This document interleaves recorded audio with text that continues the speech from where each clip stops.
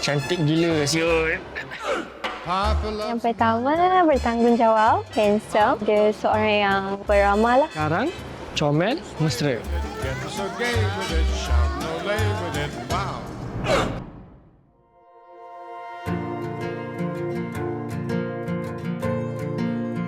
Ucapan saya untuk Alif, semoga you boleh jadi suami yang baik, yang bertanggungjawab.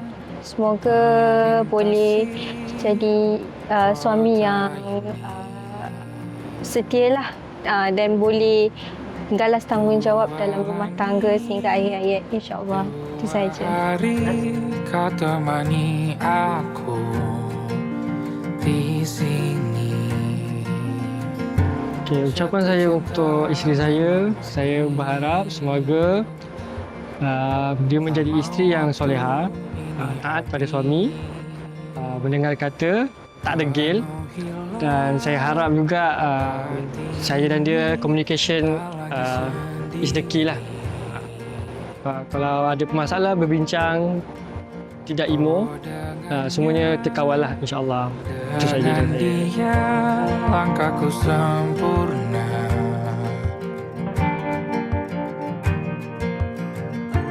Jatuh cinta memang manis, apalagi ada kamu. Akan mengakalkan kamu dengan Muhammad Alif Najmi bin Abdul Rahim dengan mas kawinnya RM500 tunai. Adakah anda Setuju? ya? Alhamdulillah. Masih rasa ingin lagi habiskan waktu di sini, mungkin 3 atau 4 hari lagi. Bismillahirrahmanirrahim. Atas sikit Saya nak goncang sedikit. Uzau jikalau Muhammad Bisami Ma'rufin Atasin Bihsan Muhammad Alif Najmi bin Abdul Rahim. Saya Aku dikawalkan dikau dengan Nur Fuzrin binti Juraimi yang berwakil walinya kepadaku dengan mas kawinnya RM500 tunai. Aku terima nikah Nur Fuzrin binti Juraimi dengan mas kawinnya RM500 tunai. Terima kasih. Jatuh cinta Alhamdulillah. memang apalagi ada kamu di sini. Genggam tanganku sayang, kota ini tak sama tanpamu. Masih rasa ingin lagi habiskan waktu di sini, mungkin 3 atau 4 hari lagi.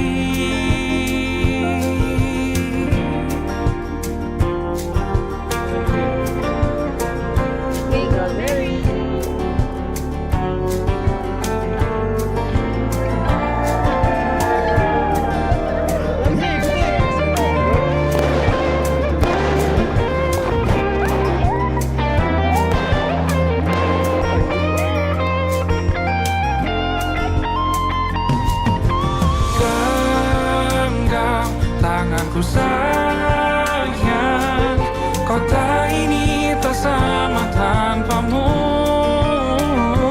Masih rasa ingin lagi habiskan waktu di sini, mungkin 3 atau 4 hari lagi. Genggam tanganku sayang, kota ini tak sama tanpamu.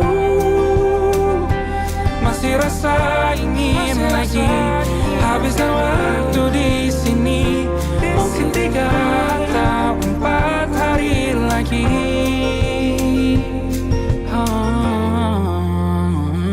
Atau mungkin selamanya.